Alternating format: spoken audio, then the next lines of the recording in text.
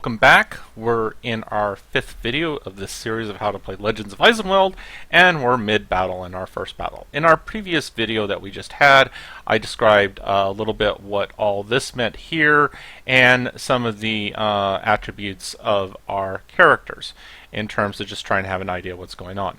Now, I did not get as much into their range and attack abilities. So, when you mouse over and you hit the right click button, you can see what their attack is and the type of attack. He has 31 points of melee damage, the knight friend does. And he has quite a bit of defense. He can defend both against ranged and attack by 12. This is willpower, we're not going to talk about that now. And then we talked about initiative in the last video. Okay, so he's a pretty good unit in terms of just whacking things. Our archer, on the other hand, does not have so good defense, but he has a little ranged attack of 13 times 2, provided something is within 2 to 3 hex units from him. After that, he takes a range penalty, and this 13 times 2 is it's 13 minus whatever the other person's range defense is times 2. That's how that works. These archers, if they attack each other, they're going to be taking a range penalty because they're each 4 away from each other.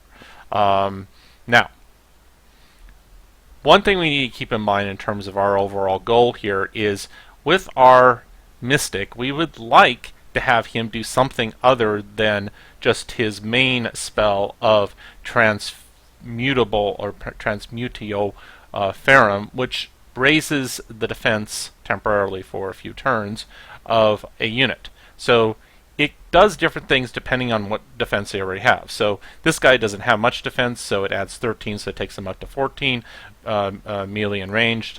This guy has 12 already, so he is only going to get 2 more, and our hero is also has 1, so he's would get up to 14. So there is a bit of a strategy here. Now, if we want him to be able to use his fire ability, the only way he can use igneous magnesium is if he has a unit that stands next to him. He has to bait them to stand next to him. Because he's a spiritual unit, once he's placed initially, he does not move for the whole battle. He is stuck there. Melee units get to move a bit in order to do an attack. Archers can retreat a little bit if somebody gets right next to him, but a spiritual unit, they are grounded. They don't move at all. So in order for him to use this, he needs to get them to come next to him. How does that happen? Well, he needs to make sure he's the closest thing to attack, or who's ever next to him, so they can come standing right beside him.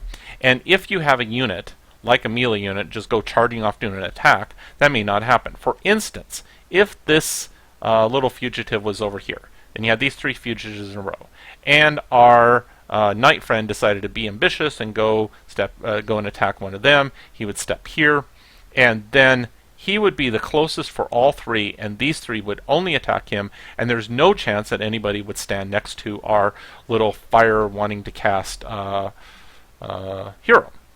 So we need to keep that in mind. In this particular case, because our hero is closest to him, and since he can't move, this guy is guaranteed to come here, so we are fine there, and he's only going to be able to take out 1 anyway, so that's great. So we don't really have to worry about whether or not we move our melee unit.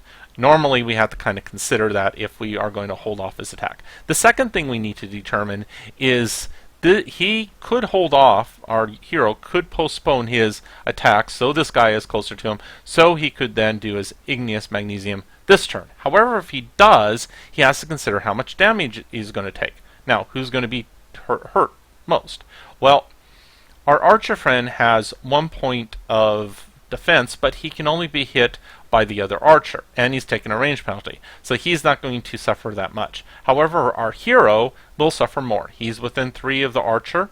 The archer does 13 times 2 minus whatever this guy's defense is, so it's 1, so it's 12 times to do. So you do 24 of range damage. This guy will do 20 minus 1 melee, so you do 19. 19 and 24 is 43 points of damage. So our hero, if he does nothing to himself, could suffer 43 just in the first turn. So it makes sense for him to buff himself. That is the most logical thing for him to do. Now, for our knight, he doesn't really have a lot of choice. He can either postpone his turn or not, it doesn't really make the difference here because these guys are going to come charging, so he might as well just go and whack this first guy. Now, we have a little bit of strategy in who the archer should attack. Now, he should primarily only attack things within 3 units of him, which is this guy and this guy. These other two, this other fugitive and the archer, are further away. So you can see he'll do the standard 22 points of damage to the fugitive, which is because he does 13 times 2 minus this guy's defense. So that's how he gets to, he does 13. 13 minus the 2 here is 11, times 2 is 22. But this guy has a penalty. Even though he has less range defense, he'll still take less damage.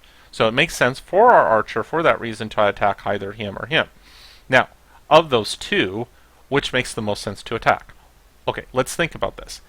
This guy has now 26 life points left.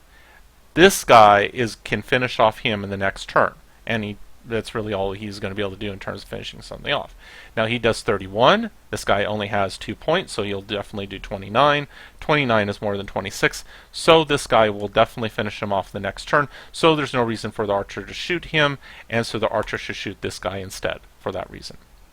Now we'll see that this archer attacks this one. Even though he's further away, the reason he did not attack him or him, because they have much higher ranged defense. See, he has, once we finish with all this, you see that he has 14 defense, and he has 14 defense, so or 12 defense, so neither of these were an appealing target for the archer. He wants to maximize his damage, so even though he has a range penalty, he still end up doing more damage to the archer.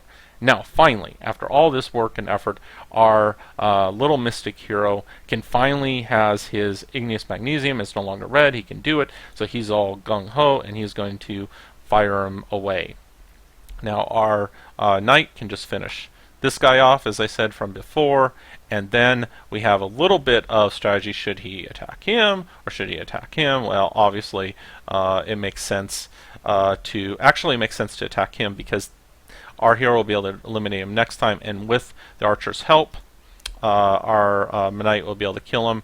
And the reason we want to do that is because if we can end it in the next turn, which we can here, after they take theirs, we'll have him fireball him, and then he'll whack him, and there's only 1 unit left, and at the point there's 1 unit left, then they tend to give up in the battle, and that way actually kind of minimize the damage. Now, just let me say that if you had picked one of the other heroes, either the knight or the mystic, and you were not trying to do this more complicated thing where the mystic was in the front, you wouldn't have even taken this much damage in the battle. But still, it was fun, and we appreciate you watching this one.